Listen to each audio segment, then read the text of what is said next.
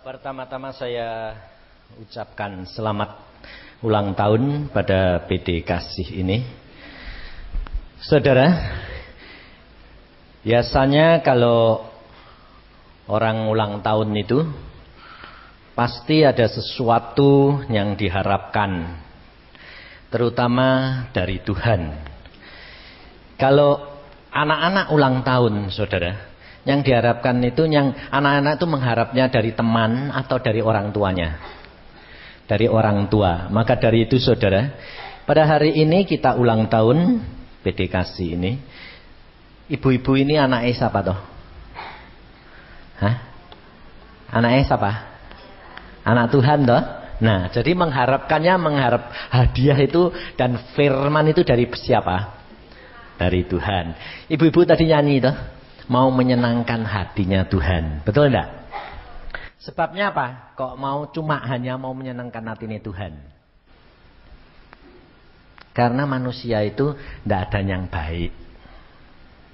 Sebab kalau menyenangkan hatinya manusia cuma sebentar.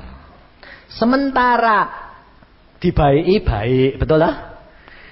Kadang-kadang kita sudah baik sekalipun balasannya tidak baik. Nah, saudara, kalau kita baikin Tuhan, Tuhan tuh pasti baik enggak?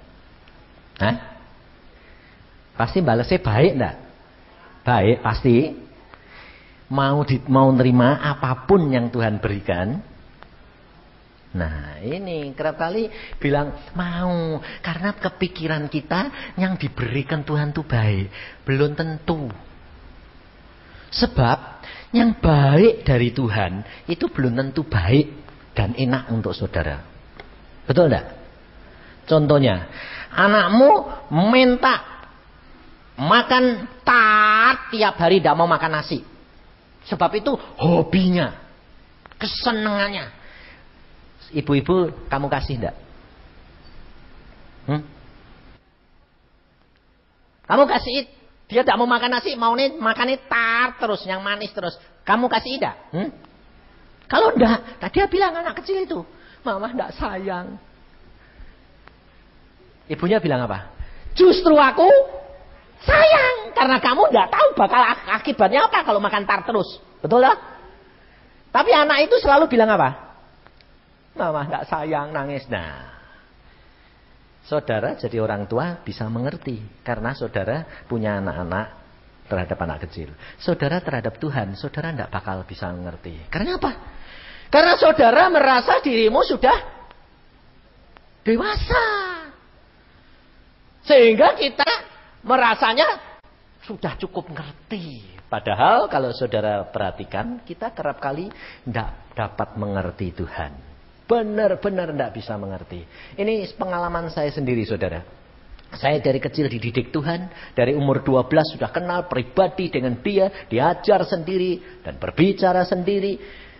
Sampai sekarang umur saya 57. Tetap sukar mengerti Tuhan. Kenapa? Sebab saya dewasa, saya tumbuh. Tuhannya tumbuh terus enggak? Hah? Tumbuh, Tuhan ini tidak terbatas. Lah saya tumbuh, dia tumbuh, tidak kekejar, saudara. Karena Allah itu demikian besar dan luar biasa, tidak bisa dibayangkan. Sedang kalau saya membaca Alkitab, Tuhan selalu berkata apa? Baca Alkitab, baca Alkitab, baca Alkitab.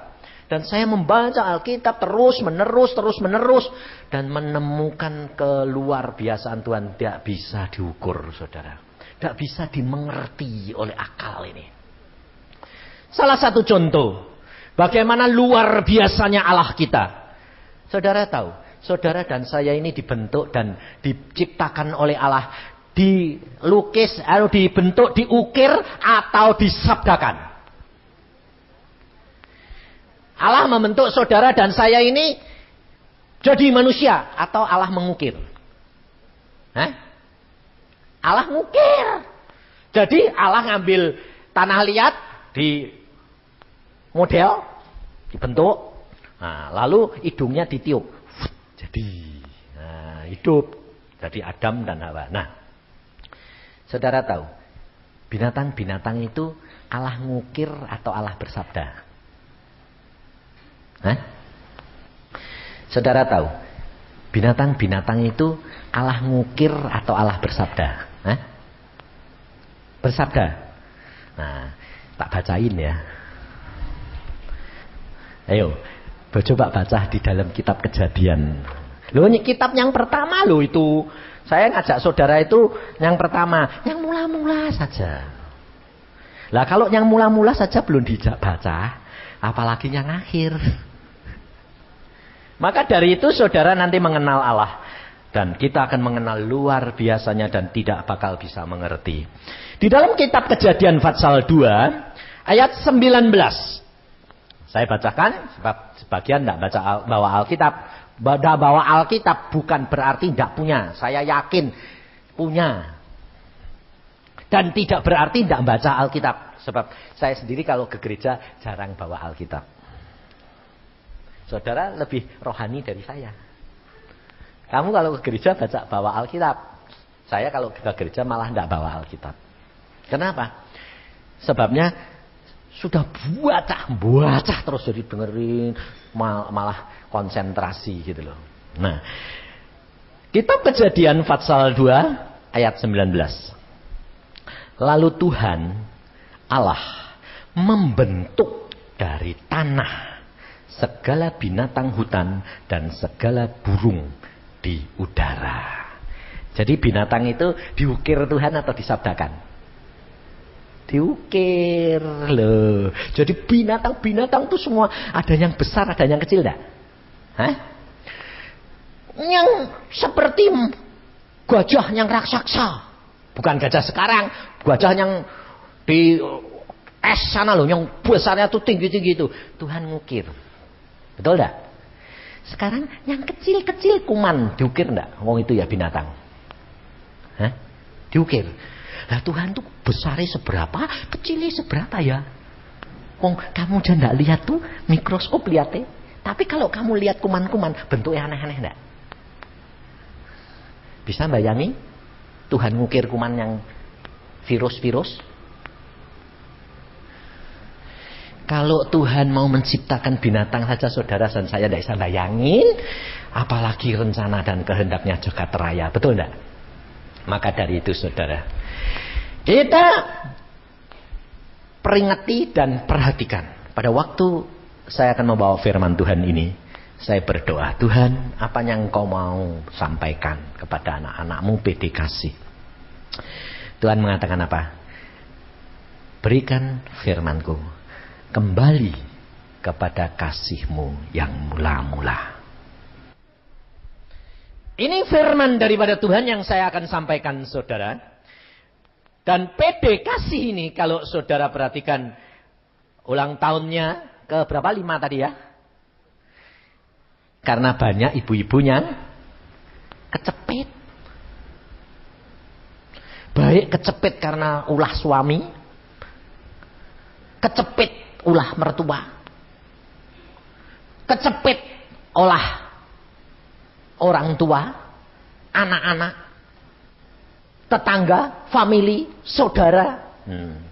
Karena apa? Karena banyak ibu-ibu yang tidak bisa mengeluarkan isi hatinya. Karena apa? Gengsi dong.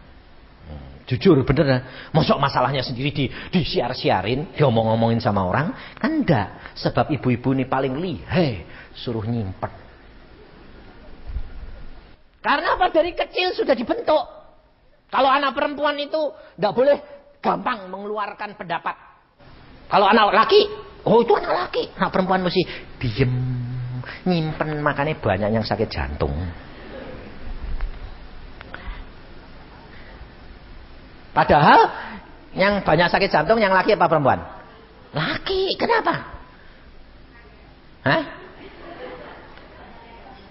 Nah, banyak yang enggak jujur. Jadi kalau ibu-ibu banyak yang jujur, kalau ibu-ibu merasa banyak yang jujur, ya toh, nyanyian tadi menyenangkanmu loh. Aku serahkan Tuhan isi hatiku seluruhnya kepadamu loh. Tapi tulus. Dan Alkitab ini yang ngomong. Yang paling banyak munafik siapa? Bapak-bapak atau ibu-ibu? Bapak toh? Bapak toh? Bapak. Tapi yang paling banyak nutup-nutupi siapa? Hah? Ibu-ibu apa bapak? Ibu-ibu jujur. Ibu-ibu zaman dulu banyak nutupi. Justru zaman sekarang. Contohnya, mana ada ibu-ibu yang datang sini cacatnya dibiarin, tutupin enggak? Ayo. Mana ada yang kurang ininya ditambal enggak? Ayo. Lain dong. Nah ini. Lain dong. Nah, makanya itu saudara, kita belajar firman Tuhan. Hidup kekristenan, saudara. Allah menghendaki apa? Ketulusan hati.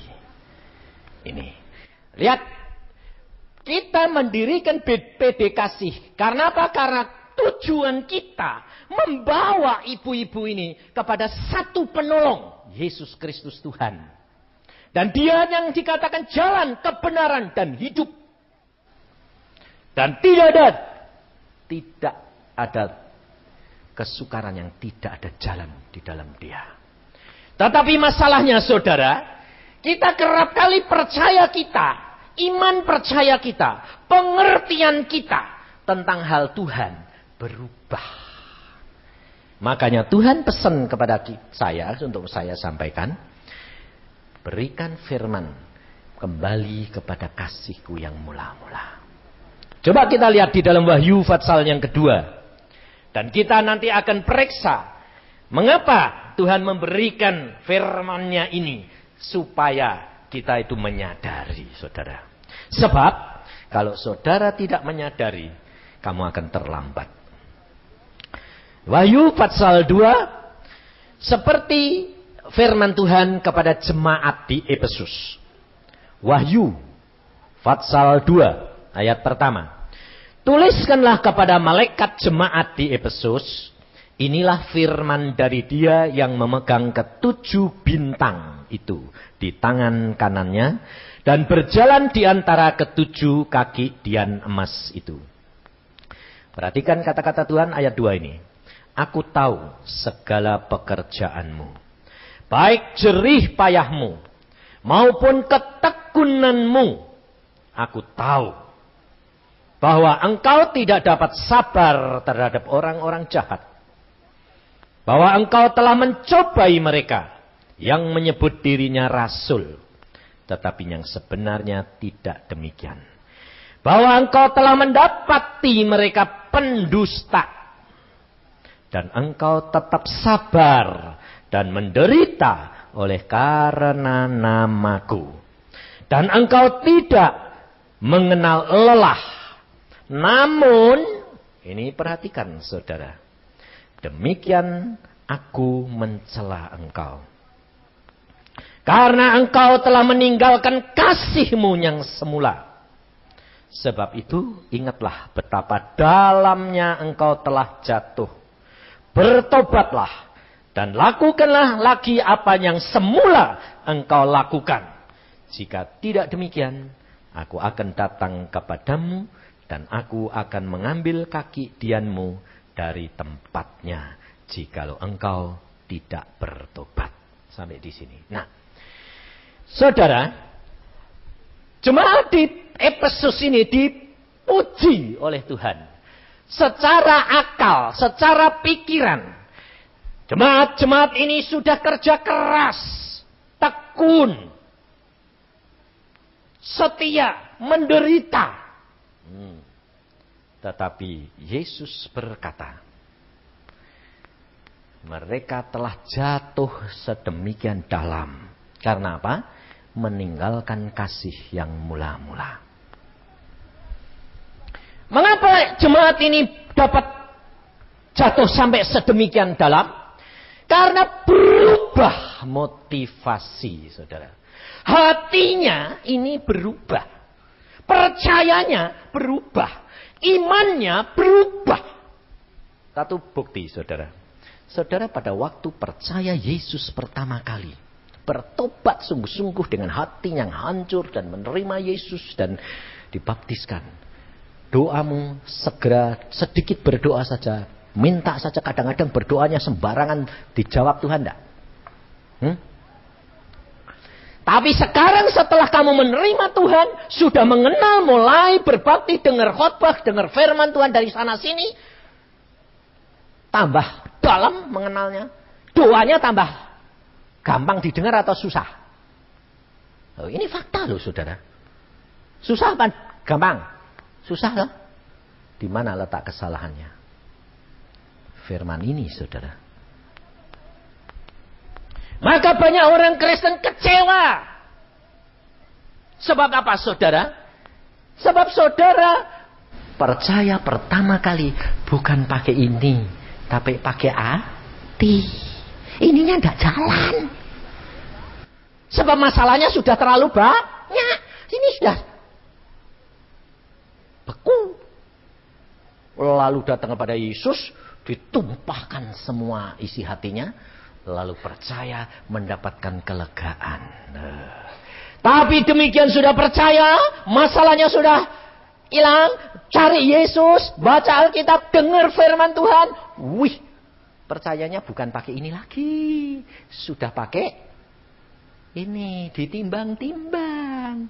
Ini benar ya, ini logis ya. Oh ini enggak ya, ini ya, ini ya, ini ya. Nah, berubah motivasi. Baca di dalam Roma 10. Supaya kita ini benar-benar mengerti dan mengalami, supaya jangan kecewa, saudara.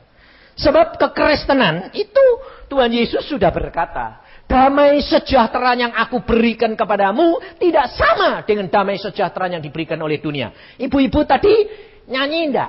Di dunia ini dinikmati cuma sementara. Cuma sementara.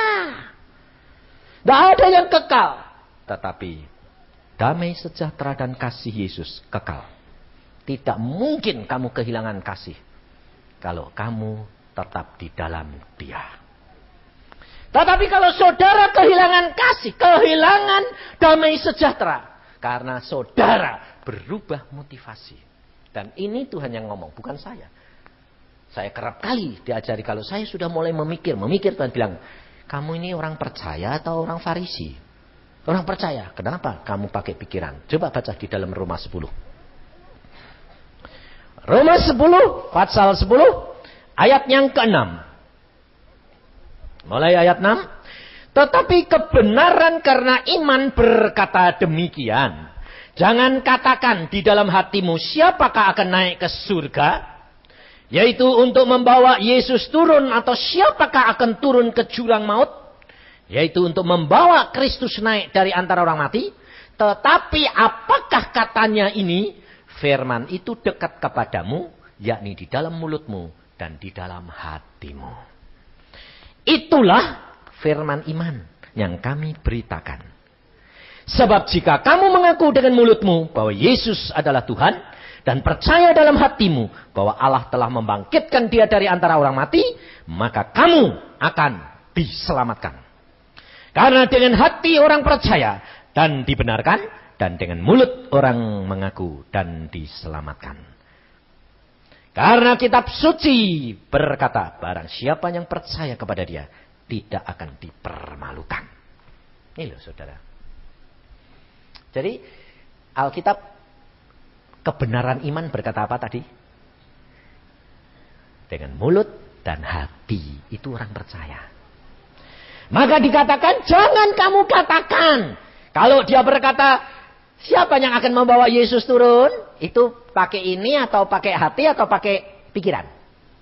Pikiran. Itu bukan orang percaya, saudara.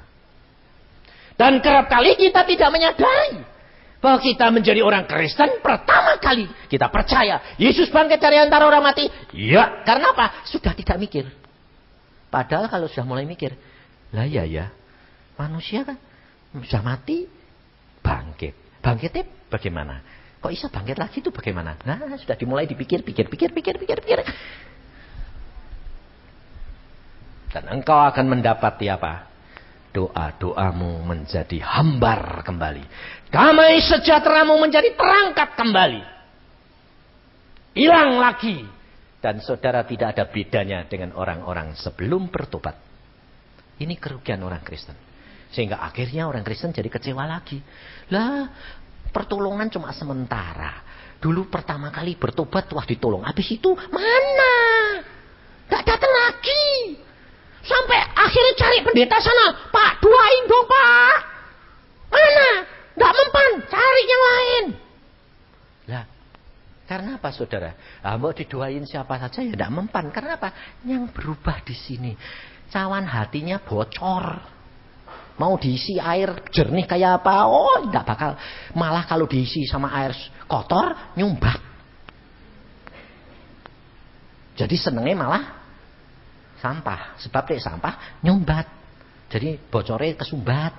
Kalau barang bocor, dikasih air yang jernih, bocor terus. Tapi kalau ditambahi sama sampah, nyumbat. Makanya seneng sampah. Ini loh saudara. Maka banyak orang Kristen akan kecewa. Alkitab tadi sudah mengatakan kepada saudara dan saya. Tuhan Yesus memuji secara permulaan, dipuji Tuhan. Engkau tekun, engkau setia, engkau baik. Engkau menderita karena namaku. Engkau sabar. Udah itu, sudah. Tapi Tuhan bilang, aku peringatkan kamu. Kamu jatuh. Karena kamu meninggalkan kasih yang mula-mula. Karena kasih yang mula-mula itu apa saudara? Tidak pakai ini. Tapi pakai hati. Percaya yang sungguh. Nah contohnya saudara. Ibu-ibu ini dulu pada waktu kawin pertama kali. Rasanya manis tak? Manis tak? Baru. Dapat pacar baru. Manis toh? Lama-lama jadi pahit. Kalau sudah pahit, kira-kira tetap sabar enggak? Hah? Enggak. Keliru. Sabar. Lalu kadung mau apa sudah terlanjur. Apa aku bilang, kawin cerai. Kan enggak toh? Waduh, aku kecewa. Coba aku dulu enggak kawin sama kamu. Wong yang seneng enggak aku tuh ini. Jatuhnya sama kamu. Tapi dulu tak kelihatannya baik, dah taunya kok, aduh setelah dibuka kok ulete banyak. Nah, ibu-ibu tidak menyadari loh. Lalu engkau diam, tahan sajalah. Lalu ketemu ibu yang lain berkata, "Dahlah sabar. Loh, Alkitab tadi bilang berkata sabar loh.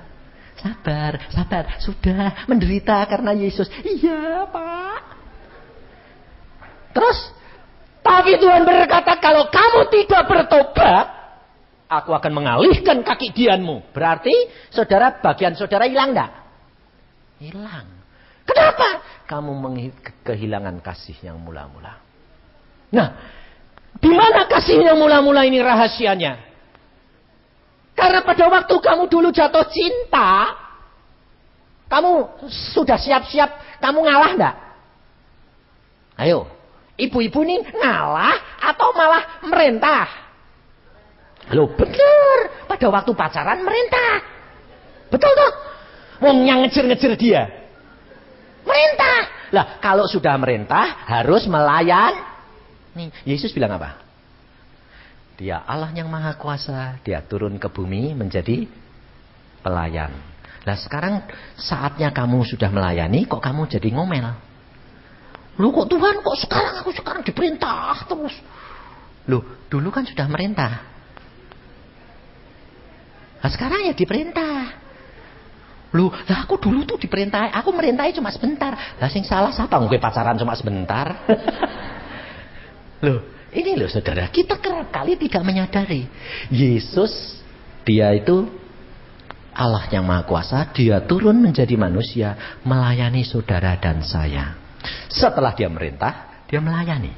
Habis itu dia merintah lagi. Loh, perhatikan. Saudara pacaran merintah. Wong laki seneng kasih suruh apa aja mau ya toh. Sandal jatuh lah gitu. Ya toh, waktu nyebrang jalan kegeriul ditangkep langsung. Loh. Tapi coba kalau sudah kawin, kegeriul, "Pak, matamu dok mana?" malah dimaki-maki. Loh, saudara tahu, itu Yesus di dalam dunia. Setelah itu Yesus mati, dia bangkit, dia merintah kembali.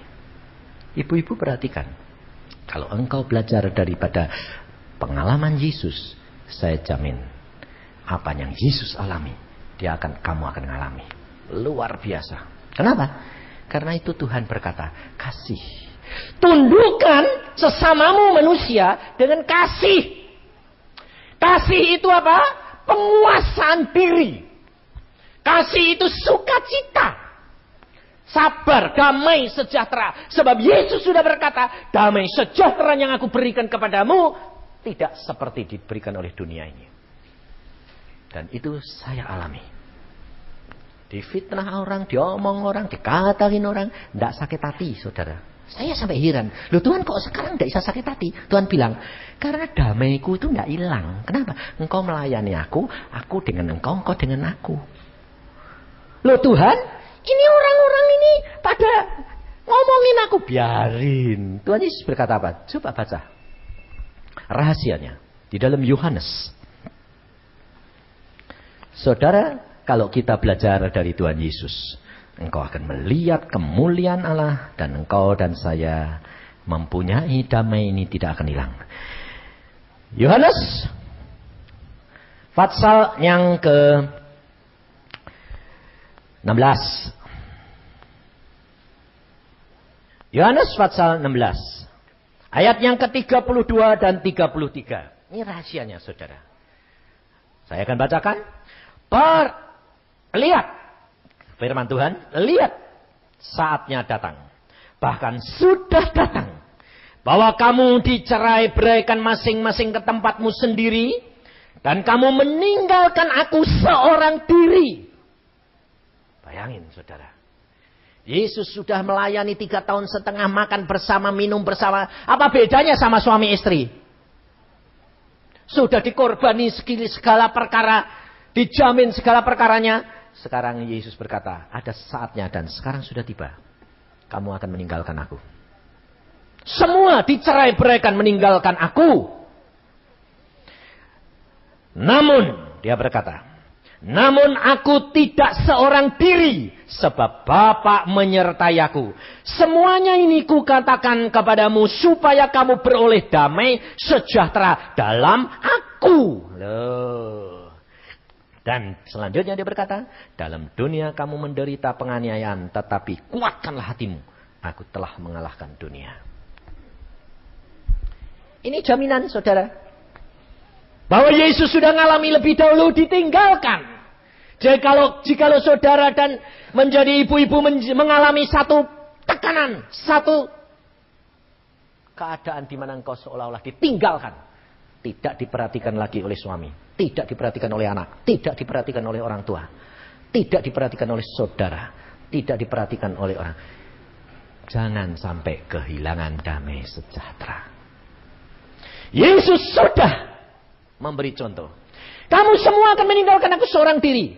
Tapi aku tidak seorang diri. Bapa bersama dengan aku. Dan ini semua aku beritahukan kepadamu supaya kamu tidak kehilangan damai sejahtera.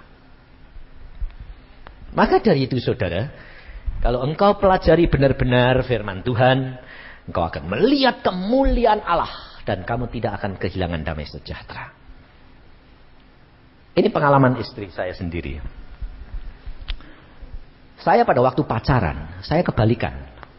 Istri saya bukan merintah saya yang merintah istri saya. Saya keras sekali. Karena saya punya prinsip jelek. Tapi ternyata kok baik. Prinsip saya gini. Kalau pacaran, lebih baik saya keras. Sebabnya, kalau pacaran kan bisa ganti.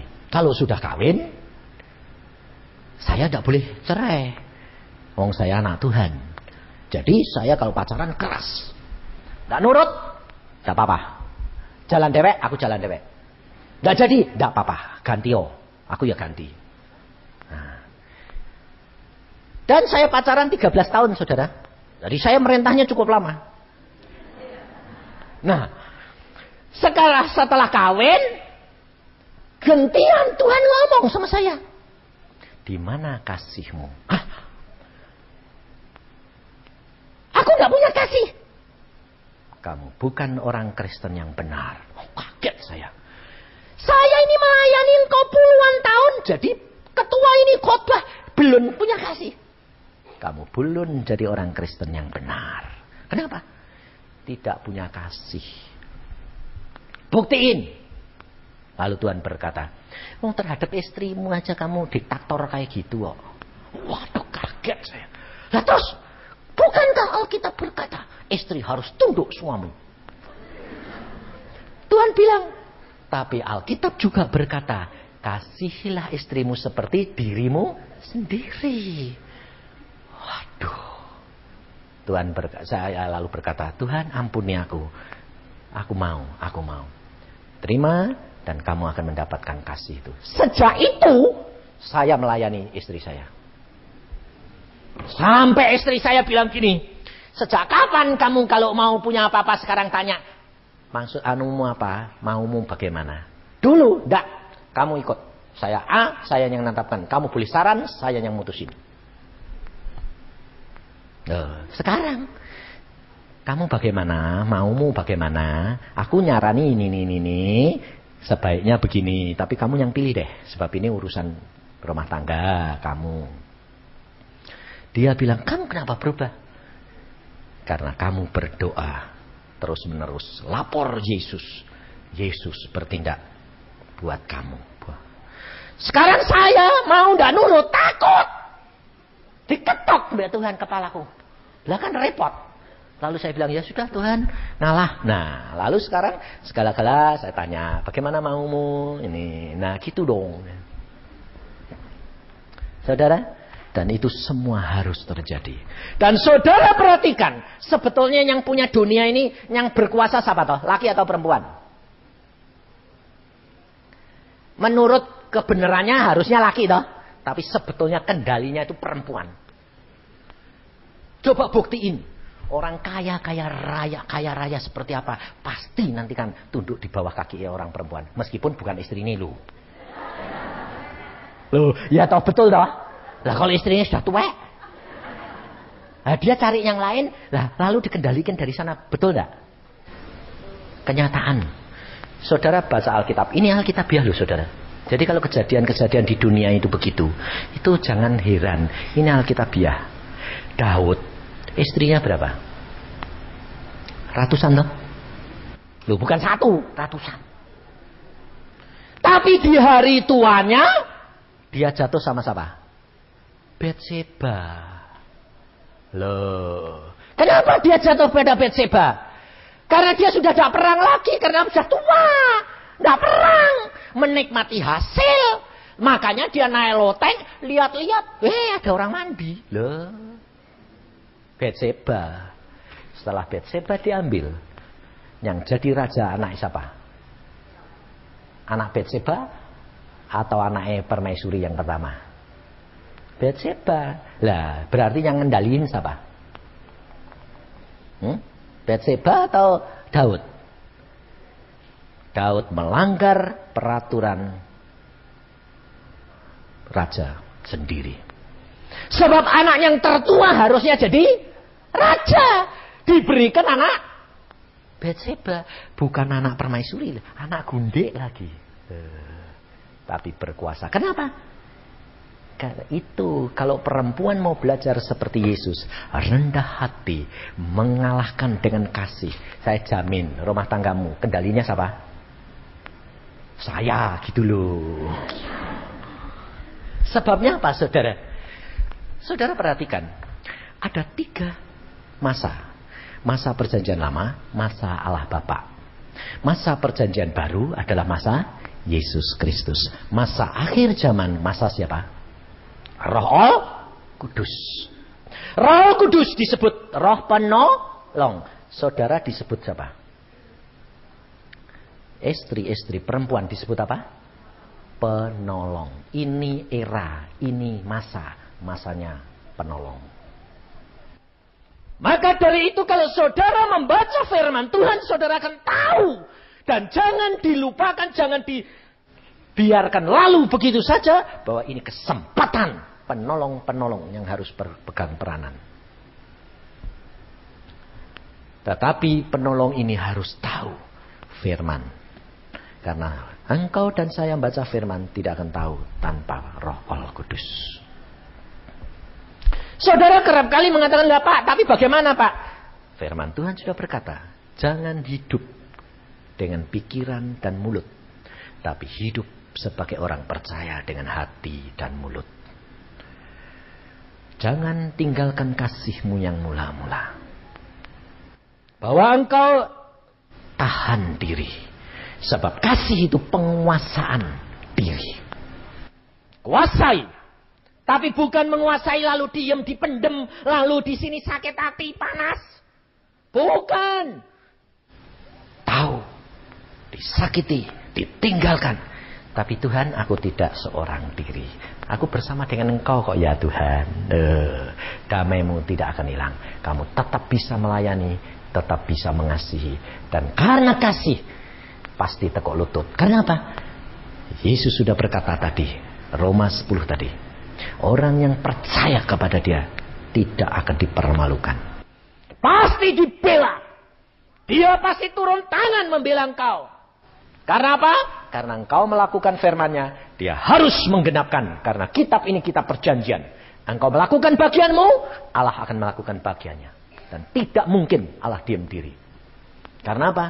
Kalau kamu firman Tuhan berkata menyenangkanmu, kalau dia mbok seneng ke, siapa yang ganggu kamu? Ketok.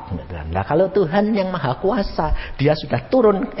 Suami, kamu bikin jengkel anakku ya, yang menyenangkan hatiku ya. Cuma diselentik, cetok. Kayak gepeng, menceng enggak? Tapi saudara, kerap kali saudara ini enggak sadar. Kamu kalau berdoa untuk suami bagaimana toh? Kerap kali salahmu di sini loh. Percayamu itu ngatur. Ini. Tuhan, ampuni ya. Kalau dia sakit sedikit, jangan sakit sih Tuhan. Loh, kamu harusnya begini, Tuhan, itu suamiku. Kalau dia nakal, prosesen. Didikan. Karena aku tahu, kalau aku yang didik, udah bakal denger. Tapi kalau engkau yang didik, pasti sip. Betul gak? Kalau perlu dikasih tengkleng, perlu gak? Ya biarin. Siapa tahu kalau dia karena kemewahan, kemakmuran, lalu dia seperti Daud mulai matanya lihat-lihat karena sehat. Nah kalau Tuhan lihat, wah dia ini kalau dikasih sehat kayak gini matanya lihat-lihat. Kalau gitu kasih tengkleng supaya tinggal di rumah. Nah, lalu sakit di rumah. Nah, lalu engkau bilang, loh jangan sakit dong Tuhan. Loh Tuhan bilang, aku justru kasih sakit ini baik. Supaya kamu nunjukkan kasihmu, rawat, sayangi. Nanti dia kalau di sana, wah, datang dimaki-maki, dia bisa membedakan antara kamu dan sana. Betul gak? Loh, tapi kamu belum. Kalau enak pergi sana, kalau susah aku yang rawat. Loh, lah kamu sih percayanya sama Tuhan tuh ngatur ini kamu dewek. Kamu harus mengatakan, Tuhan, apapun yang terjadi itu baik. Karena engkau tuh punya rencana yang baik. Saudara percaya enggak kalau Allah itu ngatur yang pasti baik? Demi kepentinganmu. Pasti toh? Lah kok kamu ngomel? Tuhan aku enggak bisa. Tuhan aku nih, aku butuh dia. Loh. Berarti kamu lebih butuh dia daripada kamu butuh Yesus. Ya kurang percaya lagi. Makanya saudara, kau harus mengenal Yesus. Coba perhatiin. Tuhan Yesus sendiri itu tidak mau. Pada waktu di Taman Getsemani, dia berkata apa? Bapak, jikalau boleh cawan ini lewat. Jadi dia tidak mau. Tapi dia berkata, tapi kehendakmu Bapak yang jadi. Saudara juga tidak mau menderita, betul tidak? Tapi kalau itu yang harus terjadi dan itu baik, terima, ucap syukur. Tapi jangan kehilangan kasih. Nanti ngerawat sambil ngomel, rasain dulu. Aduh. Lah, ini sakit sudah dikasih Tuhan sakit supaya kamu menunjukkan kasih, kamu malah ngomelin terus. Lah nanti kebalik sana. Ini loh, ini banyak terjadi, saudara. Banyak terjadi. Saya barusan dari Surabaya, satu hal terjadi. Saya mau pelayanan, saya didatangi seorang ibu. Dia berkata, Pak, tolong tante saya. Kenapa? Tante saya itu baik loh Pak. Dipuji Tuhan. Dia sebelum ini koma berapa? 6 bulan di dalam rumah sakit. Nah, terus bagaimana? Dia sebelum koma 1 hari, dia didatangi Tuhan Yesus. Tuhan Yesus bawa mahkota, Tuhan Yesus bawa jubah putih, Tuhan Yesus bawa tongkat. Dan Tuhan Yesus berkata kepada ibu, tante saya ini, "Ibu, engkau seorang ibu yang baik. Meskipun engkau tidak pintar, sederhana, tetapi menyenangkan hatiku. Ini aku beri kamu jubah, mahkota, dan tongkat. Yuk pulang." Ibu ini ngomong gini, "Tuhan, ya jangan sekarang ah. Wong aku mesti ingat anak-anakku." Tuhan tidak jawab A, tidak jawab B. Mesem Tuhan. Terus Tuhan pergi. Besoknya koma 6 bulan, rumah tangganya kocar-kacir karena harus ngerawat dia di rumah sakit dan bayari terus 6 bulan. Kira-kira tambah ekonomi ini bobrok apa tambah makmur? Tambah bobrok. Keluarganya menderita, lalu dia berkata kepada saya, "Tolong Pak." Saya bilang, "Kamu tahu, kalau engkau menjadi orang percaya, jangan pakai ini, pakai hati. Tuhan itu tahu yang terbaik. Tapi kamu mau ngatur. Tuhan, aku ingat anakku. Ya jangan bawa kasih komara. Sembuh ngono lho." Lah yang ngatur kamu atau Tuhan? Tuhan tahu waktu saat yang terbaik. Koma 6 bulan. Akhirnya saya berdoa, "Tuhan, kasihan dong ini Tuhan. Kalau sembuh ya biar sembuh, kalau mati ya mati, daripada begini kan sengsara." Tuhan bilang, "Bebaskan dia, bebaskan." Lalu keponakannya saya kasih tahu. "Saya tidak ada waktu karena saya harus melayani. Kamu ngomong sama pasien, sama tantemu, tante minta ampun, wong 6 bulan yang lalu kamu sudah didatangi Tuhan, sebetulnya sudah waktunya, tapi tante minta perpanjang malah menderita begini. Kan penderitaan bagi keluarga. Sudah tante minta ampun, lalu Tuhan Yesus bebaskan aku. Nanti dalam waktu singkat Tuhan bebaskan." Ponakannya tidak mau, takut. Takut apa? Nanti disangkainnya patani, suruh mati. Loh bukan, bebasin. Sebab ini terikat dengan pikirannya sendiri. Tetap tidak mau. Ya sudah. Nanti kalau kamu tidak mau, kamu rugi, tanggung jawab. Akhirnya dia pulang. Dia ngomong sama suaminya, "Papa, tadi Pak Yusak gini karena dia tidak punya waktu." Terus bapaknya ini baik. Dia bilang, "Ya wes aku sing bisi sama dia." Dia pergi ke rumah sakit, bisi, "Tante, cepat bertobat. Karena sudah 6 bulan gini terus kan sengsara. Dah, minta ampun be Tuhan Yesus. Tuhan Yesus ampuni aku dulu sudah jemput tapi kok tidak mau. Sekarang aku menderita. Anak istriku, anak suamiku menderita. Sekarang aku mau, Tuhan, bebaskan, ampuni aku. Amin." Dah, ngomong. Tetap syukur. 2 jam kemudian dengan mesem menghembuskan napasnya, bebas. Saudara tahu? Kembali kepada kasih yang mula-mula. Percayalah dengan hati dan mulut, jangan dengan pikiran. Jangan mulai kepercayaanmu dikuasai oleh pikiran. Pertimbangan ini, kalau begini, itu bukan orang percaya. Itu kehendakmu, bukan kehendak dia. Kehendak dia, bukan kehendakmu. Tapi menyenangkan hati dia, itu yang Tuhan mau. Amin. Mari kita berdoa.